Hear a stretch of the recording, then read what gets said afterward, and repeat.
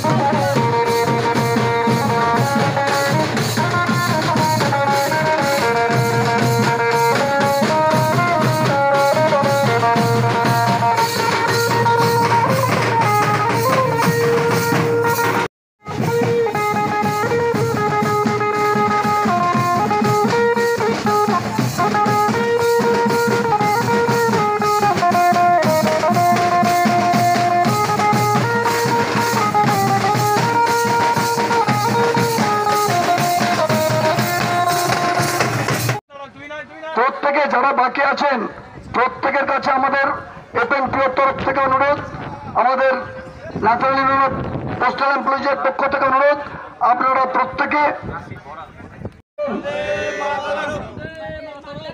এরপর আমাদের শহীদ বেদিতে পুষ্পস্তবক অর্পণ করছেন মাননীয় আমাদের জিডিএস এর সভাপতি বর্ধমান ডিভিশন শ্রী শ্যামাপদ চক্রবর্তী মহাশয়। এপএনপিও জিন্দাবাদ, এপএনপিও জিন্দাবাদ, এপএনপিও জিন্দাবাদ।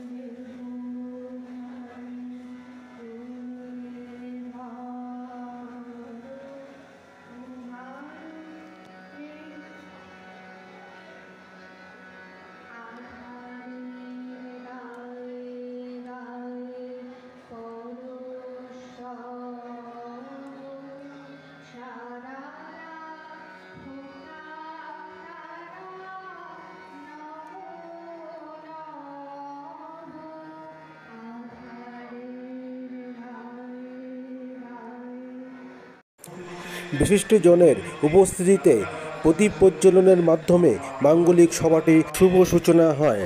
আপনারা দেখছেন পূর্বস্থলী থেকে সুধীর সাহার রিপোর্ট, নিউজ নদিয়া এক্সপ্রেস।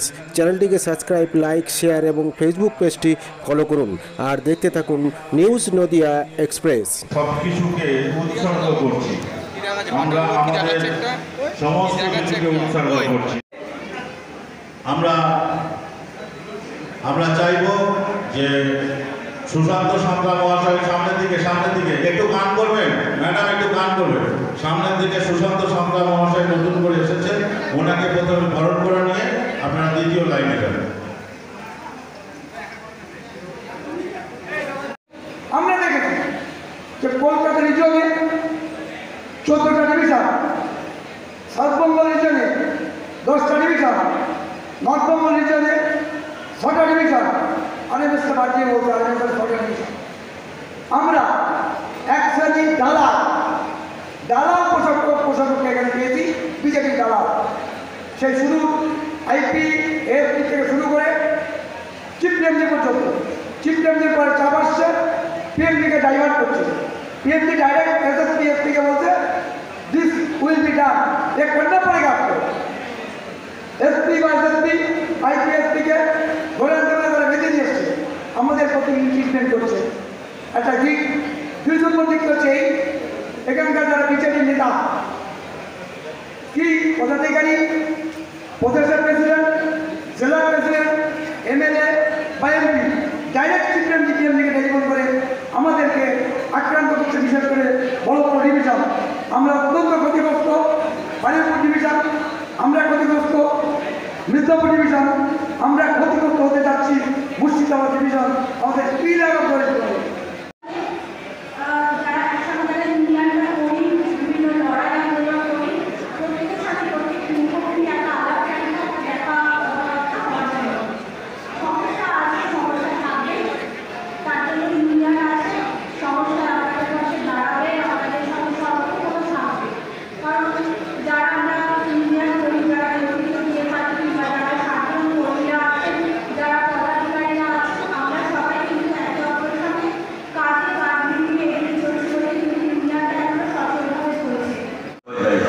ঠিক আছে, তোদের জন্য আমি কাজ নিয়ে যাবো। তো আমি ট্রেনে উঠেছিলাম, ওঠার পর আমার সিকিউরিটি সঙ্গে ছিল, শীতকাল, চাদর মুড়ি দিয়ে আমি যাচ্ছিলাম যাতে আমার চিনতে না পারে।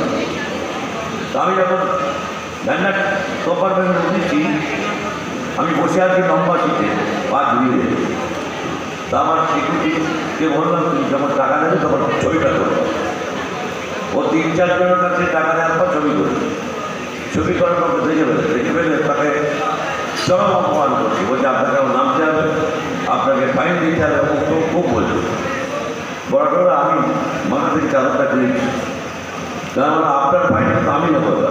বলল তার মানে, বললো আপনার টিকিটটা কোথায়? ব্যান্ডার টিকিট আমাকে বলছে। তাহলে আপনার টিকিটটাকে দেখান, তারপর তোমার টিকিট দেখাবো। তখন বাস থেকে একজন বলেছে, তখন আটজন করছে, এমন যেটা নিচে ফেরত দিচ্ছেন, মাইনে পান। আপনি তো সেন্ট্রাল গভর্নমেন্টের চাকরি করেন, অনেক টাকা মাইনে পান, এটা বলে।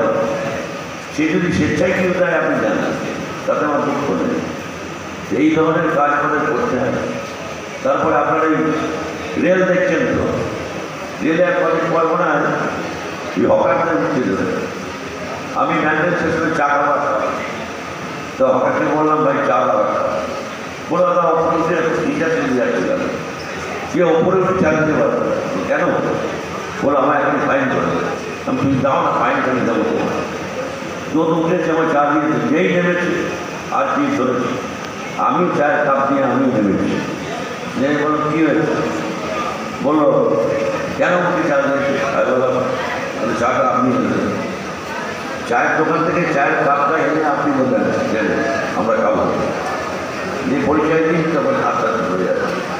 মানে এই ধরনের যদি চাপ হয় মানুষের উপর, সেইটা ভাবছে। কারণ রেলটাকে তো পরিষেবাটা আমাদের দেখতে হয়।